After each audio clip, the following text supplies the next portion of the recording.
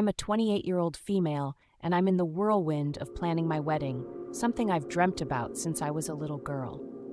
My fiancé, a 29-year-old male, and I have been eagerly counting down the days. We want this day to be about our love and commitment, a joyful celebration. But then, everything took a turn when I found out my 55-year-old mother invited my 30-year-old ex-boyfriend to the wedding behind my back. Here's some context. My ex and I had a messy breakup. He betrayed me in ways that still sting, and I've worked hard to move past that chapter. My fiancé is my rock, and our relationship is everything I've ever wanted. However, my relationship with my mother has always been rocky. She's known for her meddling ways, often bulldozing over my boundaries like they don't exist. The discovery came out of nowhere. A 27-year-old female friend casually asked me if I was okay with my ex attending the wedding. I almost dropped my coffee. My first reaction was disbelief. Why would he even be invited?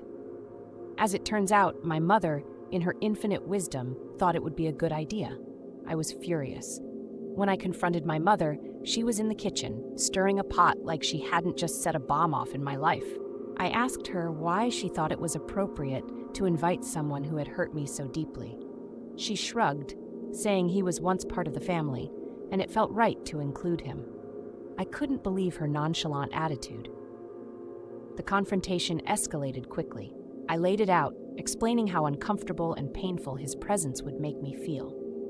My mother looked at me, unfazed, and insisted it was her right to invite whoever she wanted, especially since she was contributing financially to the wedding.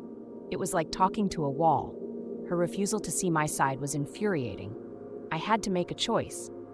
I told her, in no uncertain terms, that if my ex was still invited, she wouldn't be welcome at my wedding. The words hung in the air, heavy and unyielding. I chose my happiness and peace over her interference. It wasn't easy, but I couldn't let her dictate this special day. The fallout was immediate.